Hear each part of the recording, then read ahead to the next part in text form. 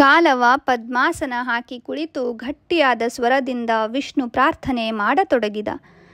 ತ್ವಂ ನಃ ಸ್ರಷ್ಟಾ ಚ ಭರ್ತಾ ಚ ಹರ್ತಾ ಚ ಜಗತ್ಪ್ರಭೋ ತ್ವಯಾ ತೃಷ್ಟಮಿದಂ ವಿಶ್ವಂ ಯಚ್ಛೇಯೋಂ ಯಚ್ಛನೇಯೋಂ ಗತಿ ತ್ವಯಾ ಭೂಮಿ ಪುರಾ ನಷ್ಟಾ ಸಮುದ್ರಾತ್ ಪುಷ್ಕರೇ ಕ್ಷಣ ವಾರಾಹಂ ವಪುರಾಶ್ರಿತ್ಯ ಜಗದರ್ಥೇ ಸಮುದ್ರಥಾ ಆದಿದೈತ್ಯೋ ಮಹಾವೀರ್ಯೋ ಹಿರಣ್ಯಕಶ್ಯಪೂ ಪುರಾ ನಾರಸಿಂಹ ವಪುಕೃತ್ವಾ ಸೂದಿತಃ ಪುರುಷೋತ್ತಮ. ಹಾಗೆ ಎಷ್ಟು ಹೊತ್ತು ಪ್ರಾರ್ಥನೆ ಮಾಡುತ್ತಿದ್ದನೋ ಏನೋ ಅವನಿಗೆ ಅರಿವಿಲ್ಲ. ಯಾರೋ ಅವನ ಹೆಗಲು ಮುಟ್ಟಿ ವತ್ಸ ನೀನು ಯಾರು ಎಂದು ಕೇಳಿದಾಗ ಗಾಲವ ಕಣ್ಣು ಬಿಟ್ಟ. ಎದುರಿಗೆ ನೀಳವಾದ ಬಿಳಿಯ ಗಡ್ಡದ ಮುನಿಯೊಬ್ಬ ನಿಂತಿದ್ದಾನೆ. ಅವನ ಕಣ್ಣುಗಳಲ್ಲಿ ಕರುಣಾರಸ ತಾನೇ ತಾನಾಗಿ ಉಕ್ಕಿ ಹರಿಯುತ್ತಿದೆ. ಈತನನ್ನು ತಾನು ಎಲ್ಲೋ ನೋಡಿದ್ದೇನೆ ಎನಿಸಿ ಆಶ್ರಮದಲ್ಲವೇ, ಗುರು ವಿಶ್ವಾಮಿತ್ರರಲ್ಲಿಗೆ ಇವರೊಮ್ಮೆ ಬಂದಿದ್ದರಲ್ಲವೇ ಎಂದುಕೊಳ್ಳುತ್ತಾ ಹಿರಿಯರಾದ ಅವರಿಗೆ ಸಾಷ್ಟಾಂಗ ನಮಸ್ಕಾರ ಮಾಡಿದ. ನನ್ನ ಹೆಸರು ಗುರುತ್ಮಂತ. ಇಲ್ಲೇ ಹತ್ತಿರದ ಆಶ್ರಮದಲ್ಲಿದ್ದೇನೆ. ನನ್ನ ಆರಾಧ್ಯ ದೈವ ವಿಷ್ಣುವಿನ ಪ್ರಾರ್ಥನೆ ಕೇಳಿಸ್ತು. ಯಾರು ಅಂತ ನೋಡೋದಕ್ಕೆ ಬಂದೆ ಎಂದು ಆತನೆಂದಾಗ ಗಾಲವನಿಗೆ ಒಡನೆಯೇ ನೆನಪಾಯಿತು. ವೃದ್ಧಾಪ್ಯದಿಂದಾಗಿ ರಥಸಾರಥ್ಯವನ್ನು ಬಿಟ್ಟು ಏಕಾಂತದಲ್ಲಿ ಭಗವದ್ದರ್ಚನೆ ಮಾಡುತ್ತಾ ಕಾಲ ಕಳೆಯುತ್ತಿರುವ ಗುರುತ್ಮಂತರ ಬಗ್ಗೆ ವಿಶ್ವಾಮಿತ್ರರು ಹೇಳಿದ ಮಾತು. ಗಾಲವ ಮತ್ತೊಮ್ಮೆ ಆತನಿಗೆ ನಮಿಸಿ ತನ್ನ ಕಷ್ಟವನ್ನೆಲ್ಲ ನಿವೇದಿಸಿಕೊಂಡ.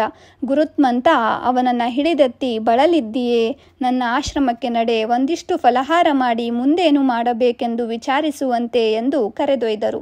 ಮಾಗಿದ ಬಾಳೆಹಣ್ಣು, ಗಮ್ ಎಂದು ಕಾಸಿದ ಹಾಲು ಕುಡಿದು ಬಳಿಕ ಗಾಲವನ ಮನಸ್ಸಿನಲ್ಲಿ ಲವಲವಿಕೆ ಉಂಟಾಯಿತು.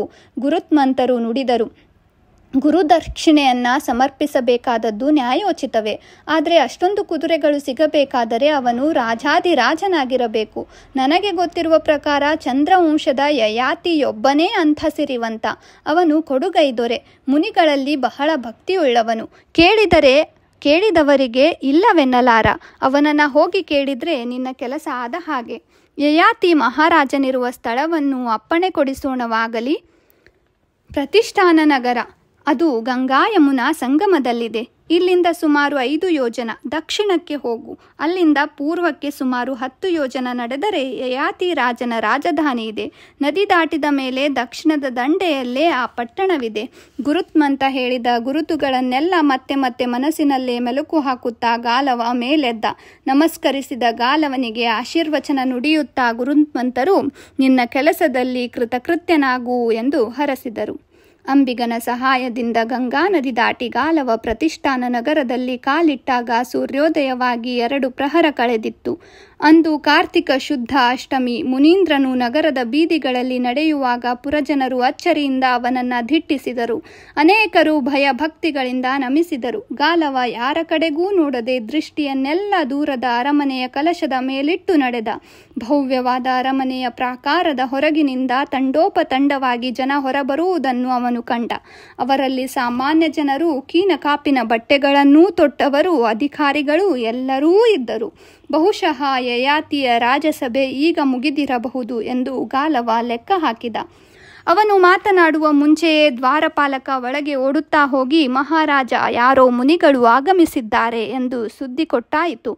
ಅವರನ್ನು ಸಕಲ ಮರ್ಯಾದೆಗಳೊಂದಿಗೆ ಒಳಕರೆ ತನ್ನಿ ಎಂದು ಯಯಾತಿ ಆಜ್ಞೆ ಮಾಡಿದ.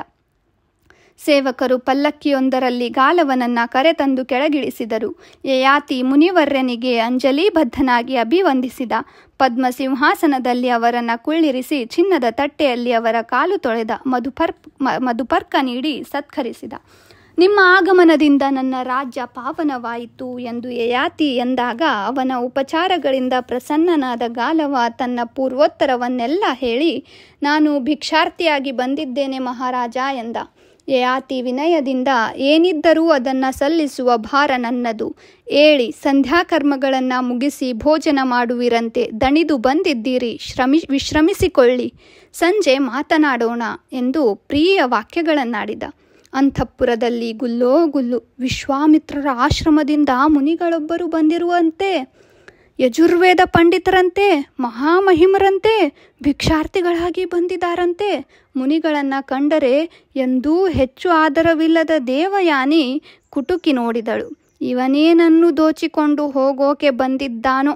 ಮಾಧವಿಯ ಸಖಿಯರಲ್ಲೊಬ್ಬಳು ಹೇಳಿದಳು, ಮುನಿಗಳ ಮುಖ ಮಾತ್ರ ಅಷ್ಟಾವಕ್ರ, ಇಂಥ ಕುರೀಪಿಯನ್ನು ನಾನೆಲ್ಲೂ ನೋಡಿಲ್ಲವಮ್ಮ. ಋಷಿಗಳಿಗೆ ಹಾಗನ್ಬಾರ್ದು ಕಮಲಮುಖಿ, ಅವರಿಗೆ ಹೊರರೂಪ ಮುಖ್ಯವಲ್ಲ, ಬೇಕಾದರೆ ಒಳ್ಳೆಯ ರೂಪ ಪಡೆಯಬಲ್ಲ ಶಕ್ತಿ ಇಲ್ಲವೇ ಅವರಿಗೆ ಎಂದು ಮಾಧವಿ ಗಾಲವನ ಬಗ್ಗೆ ಸಹಾನುಭೂತಿ ಸೂಚಿಸಿದಳು. ಹೊತ್ತು ಕಂತುವ ವೇಳೆಗೆ ರಾಜನ ಅಭಿಮತದ ಪ್ರಕಾರ ಗಾಲವ ಮಂತ್ರಾಲೋಚನ ಶಾಲೆಗೆ ಬಂದ. ಗಾಲವ ಆಸೀನನಾದ ಬಳಿಕ ಯಯಾತಿ ತಾನೂ ಸಿಂಹಾಸನದಲ್ಲಿ ಮಂಡಿಸಿದ. ದಾಸಿಯರಿಬ್ಬರೂ ಅವರಿಗೆ ಚಾಮರ ಹಾಕಲಾರಂಭಿಸಿದರು. ಗಾಲವ ಮೆಲ್ಲನೆಯ ಸ್ವರದಲ್ಲಿ ಆರಂಭ ಮಾಡಿ ತಾನು ವಿಶ್ವಾಮಿತ್ರನ ಶಿಷ್ಯನಾಗಿದ್ದುದನ್ನು, ಅವನಿಂದ ಗುರುದಕ್ಷಿಣೆ ಕೇಳಲ್ಪಟ್ಟು ಅದರ ಪೂರೈಕೆಗಾಗಿ ಯಯಾತಿಯಲ್ಲಿಗೆ ಬಂದಿರುವುದಾಗಿಯೂ ತಿಳಿಸಿದ. ಹಿರಿಯನಾದ ಗುರುತ್ಮಂತನ ಸಲಹೆಯನ್ನೂ ಹೇಳಲು ಅವನು ಮರೆಯಲಿಲ್ಲ. ಮಹಾರಾಜ, ನಾನು ಹೇಳಿದಂಥ ಕುದುರೆಗಳು ನಿನ್ನಲ್ಲಿದ್ದರೆ ನನಗೆ ಕೊಟ್ಟು ಬಿಡು. ನಾನು ಗುರುಋಣದಿಂದ ಮುಕ್ತನಾಗುವಂತೆ ಮಾಡು. ಇಲ್ಲದಿದ್ದರೆ ಅಂಥ ಅಶ್ವಗಳನ್ನು ಕಂಡುಕೊಳ್ಳಲು ಅಗತ್ಯವಾದಂತಹ ಧನಕನಕ ಸಹಾಯವನ್ನಾದರೂ ಮಾಡು. ಅವನ ಕೋರಿಕೆ ಕೇಳಿ ಯಯಾತಿ ನಿರುತ್ತರನಾಗಿ ಕುಳಿತ. ಯಜ್ಞ ಯಾಗಾದಿಗಳನ್ನು ಮಾಡಿ ತನ್ನ ಧನಕನಕದ ಭಂಡಾರ ಖಾಲಿಯಾಗಿದೆ. ಮಗಳ ಮದುವೆ ಮಾಡುವುದಕ್ಕೂ ಹಣವಿಲ್ಲದೆ ಸ್ವಯಂವರವನ್ನು 3 ಮಾಸ ಮುಂದೆ ಹಾಕಿದ್ದೇನೆ. ಇಂಥ ಸಮಯದಲ್ಲಿ ಗಾಲವ ಮುನಿ ಬಂದು ದಾನ ಕೇಳಿದರೆ? ಆಶ್ರಿತ ರಾಜರಿಂದಾಗಲಿ ಪ್ರಜೆಗಳಿಂದಾಗಲಿ ಕಪ್ಪ ಕಾಣಿಕೆ ಎತ್ತಲೂ ಈಗ ಸಮಯವಿಲ್ಲ. ಈತನಿಗೆ ಇಲ್ಲ ಎಂದು ಹೇಳುವುದಾದರೂ ಹೇಗೆ? ಗಾಲವ ಮುನಿ ತನ್ನ ಸ್ವಂತ ಸುಖಕ್ಕಾಗಿಯೂ ಈ ದಕ್ಷಿಣೆ ಬೇಡುತ್ತಿಲ್ಲ, ಅದು ಸತ್ಕಾರ್ಯಕ್ಕಾಗಿ. ದಾನವೀಯದಿದ್ದರೆ ತಾನು ಕ್ಷತ್ರಿಯನಾಗಿ ಜನಿಸಿಯೂ ವ್ಯರ್ಥ. ಭಿಕ್ಷಾರ್ಥಿಯಾಗಿ ಬಂದ ಬ್ರಾಹ್ಮಣನನ್ನು ಹಿಂದೆ ಕಳಿಸಿದರೆ ತಮ್ಮ ವಂಶಕ್ಕೆ ಕಲಂಕಪ್ರಾಯ. ಮೌನವಾಗಿ ಕುಳಿತ ರಾಜನನ್ನು ಕಂಡು ಗಾಲವನೆಂದ, ಯಯಾತಿ, ನಿನ್ನ ಕೈಯಲ್ಲಿ ಇದು ಸಾಧ್ಯವಿಲ್ಲವೆಂದಾದರೆ ಹೇಳು, ನನಗೇನು ಕೋಪವಿಲ್ಲ. ನಾನು ಬೇರೆ ಯಾರಾದರೂ ರಾಜರನ್ನು ಆಶ್ರಯಿಸುತ್ತೇನೆ. ರಾಜನ ಹುಬ್ಬುಗಳು ಗಂಟಿಕ್ಕಿದವು. ಈತನಿಗೆ ಕೊಡುವುದಕ್ಕೆ ತನ್ನ ಬಳಿ ಏನಿದೆ? ಈ ಸ್ವರ್ಣ ಸಿಂಹಾಸನಗಳು, ರಥಗಳು, ಪಲ್ಲಕ್ಕಿಗಳು. ಅವನು ತೆಗೆದುಕೊಂಡು ಬೇರೆ ರಾಜರು ಅಶ್ವಗಳನ್ನು ಕೊಡಬಹುದೇ? ಸಾಮಾನ್ಯವಾಗಿ ಆ ವಸ್ತುಗಳೆಲ್ಲ ಎಲ್ಲ ರಾಜರ ಬಳಿಯೂ ಇರುವಂಥವು. ಯಾವುದಾದರೂ ಲೋಕೋತ್ತರವಾದ ವಸ್ತು ತನ್ನಲ್ಲಿದ್ದಿದ್ದರೆ ಅದನ್ನು ಈತನಿಗೆ ಕೊಟ್ಟು ಬಿಡಬಹುದಾಗಿತ್ತು. ರಾಜನಿಗೆ ಫಕ್ಕನೆ ತನ್ನ ಮಗಳು ಮಾಧವಿಯ ನೆನಪಾಯಿತು. ಕೆಲವು ದಿನಗಳ ಹಿಂದೆ ಅವಳನ್ನು ಅಂತಃಪುರದಲ್ಲಿ ಕಂಡಾಗ ಇದ್ಯಾರು ಈ ಚಲುವೆ ಎಂದು ತನಗೇ ಅನಿಸಿತ್ತು. ಇಂಥ ರೂಪರಾಶಿಯನ್ನು ತನ್ನ ಬಳಿ ಇಟ್ಟುಕೊಂಡಿರುವುದು ಕ್ಷೇಮವಲ್ಲ. ಕ್ಷತ್ರಿಯ ಕನ್ಯೆಗೆ ಯೋಗ್ಯವಾದ ರೀತಿಯಲ್ಲಿ ಸ್ವಯಂವರ ಏರ್ಪಡಿಸಿ ಅವಳಿಗೆ ವಿವಾಹ ಮಾಡಿಬಿಡಬೇಕು ಎಂದು ತಾನು ಯೋಚಿಸಿದ್ದೆ. ಒಂದು ವೇಳೆ ಮಗಳು ಮಾಧವಿಯನ್ನೇ ಈ ಮುನಿಗೆ ಕೊಟ್ಟು ಬಿಟ್ಟರೆ? ಈ ಯೋಚನೆಯಿಂದ ರಾಜನ ಗಂಟಿಕ್ಕಿದ ಹುಬ್ಬುಗಳು ಸಡಿಲಿಸಿದವು. ತಿಳಿನಗೆಯೂ ತುಟಿಗಳ ಮೇಲೆ ಮೂಡಿತು. ಗಾಲವ ಅದನ್ನು ಗಮನಿಸಿದ. ಯಯಾತಿ ಅಂದುಕೊಂಡ, ಮಾಧವಿಯನ್ನು ಕೊಡಲು ಯಾವ ಅಭ್ಯಂತರವಿದೆ? ಹೇಗೂ ಈ ಮಗಳು ತನಗೆ ಹೊರೆಯೇ. ಹುಟ್ಟಿದಂದೇ ಅಪುಶಕುನ ಹೊತ್ತು ಬಂದವಳು. ತನಗೆ ಯಾವ ವಿಧದಿಂದಲೂ ಪ್ರಯೋಜನಕಾರಿಯಲ್ಲ. ತನ್ನ ವೃದ್ಧಾಪ್ಯಕ್ಕೆ ಆಗುವ ಗಂಡು ಮಕ್ಕಳು ಯದು, ದ್ರುಹ್ಯು, ಪುರು ಇವರುಗಳಿಗಿರುವಾಗ ಯಕಶ್ಚಿತ್ತಿ ಹುಡುಗಿಯ ಬಗ್ಗೆ ತಾನೇಕೆ ಮರಗಬೇಕು? ದಾನ ಮಾಡುವವನು ತಾನು, ಅವಳ ತಂದೆ. ಆ ಅಧಿಕಾರ ಇರುವ ಇನ್ನೊಬ್ಬಾಕೆ ಮಾಧವಿಯ ತಾಯಿ. ಬದುಕಿಲ್ಲವಾದ್ದರಿಂದ ತನ್ನ ಕೆಲಸ ಇನ್ನಷ್ಟು ಸರಳವಾಯಿತು. ಆದರೆ ಈ ದಾನದ ಬಗ್ಗೆ ಮಾಧವಿ ಏನನ್ನಬಹುದು? ಅವಳ ಮಾತಿಗೆ ತಾನು ಬೆಲೆ ಕೊಡುವ ಅಗತ್ಯ ಇಲ್ಲ. ಇನ್ನು ತನ್ನ ಪ್ರಜೆಗಳು? ಮಗಳನ್ನೇ ದಾನ ಕೊಟ್ಟು ಬಿಟ್ಟ, ಎಂಥ ದಾನಶೂರ ಎಂದು ಹೊಗಳ್ತಾರೆ, ಕೊಂಡಾಡ್ತಾರೆ. ಅಲ್ಲದೆ ಈ ದಾನದಿಂದ ತನ್ನ ಧರ್ಮ ಸಂಕಟವೂ ತಪ್ಪುತ್ತದೆ. ಆದರೆ ಯಾವ ನಿರ್ಧಾರಕ್ಕೂ ಬರುವ ಮುನ್ನ ದೇವಯಾನಿಯನ್ನೊಮ್ಮೆ ಕೇಳಬೇಕು ಎಂದುಕೊಳ್ಳುತ್ತಾ ಯಯಾತಿ, ಮುನಿವರ್ಯ, ಯೋಚನೆ ಮಾಡಲು ಅವಕಾಶ ಕೊಡಿ. ನಾಳೆ ಸಂಜೆ ಯಾವುದಕ್ಕೂ ತಿಳಿಸುತ್ತೇನೆ ಎಂದ. ರಾತ್ರಿ ಅಂತಃಪುರದಲ್ಲಿ ದೇವಯಾನಿಯೊಂದಿಗೆ ಯಯಾತಿ ತನಗೆ ಒದಗಿದ ಧರ್ಮ ಸಂಕಟದ ಮಾತೆತ್ತಿದ. ದೇವಯಾನಿಗೆ ಮಾಧವಿಯನ್ನು ಕಂಡರೆ ಮೊದಲಿನಿಂದಲೂ ಆದರವಿಲ್ಲ. ಹೀಗಾಗಿ ಅವಳು ತಕ್ಷಣ ನುಡಿದಳು, ಬೊಕ್ಕಸದಲ್ಲಿ ಹಣವಿಲ್ಲ ಎನ್ನುತ್ತೀರಿ. ಮಾಧವಿಯ ಸ್ವಯಂವರ ಏರ್ಪಡಿಸಿದರೆ ಧನಕನಕ ಬೇಡವೇ? ಅದಕ್ಕೆ ಬದಲು ಮಾಧವಿಯನ್ನ ಈ ಮುನಿಗೆ ದಾನ ಕೊಟ್ಟು ಬಿಟ್ಟರೆ ನಮ್ಮ ಧರ್ಮವೂ ಉಳಿಯಿತು. ಸ್ವಯಂವರಕ್ಕೆ ಹೊಂದಿಸಬೇಕಾದ ಹಣದ ಯೋಚನೆಯೂ ತಪ್ಪಿತು. ನಿನ್ನ ಬುದ್ಧಿ ಬಲು ಚುರುಕು ದೇವಯಾನಿ. ಇನ್ನೊಂದು ಮಾತು, ನಿರ್ಧಾರ ತೆಗೆದುಕೊಂಡವರು ನೀವೇ ಎಂಬುದು ನೆನಪಿರಲಿ. ನಾಳೆ ಮಲತಾಯಿ ಮಾಧವಿಯನ್ನ ದಾನ ಕೊಟ್ಟಳು ಎಂಬ ಅಪವಾದ ನನ್ನ ತಲೆಗೆ ಬರಬಾರದು ಎಂದು ದೇವಯಾನಿ ಎಚ್ಚರಿಸಿದಳು. ಯಯಾತಿ ದೇವಯಾನಿಯನ್ನ ಬರಸೆಳೆದು ಅಪ್ಪಿ ಚುಂಬಿಸಿದ.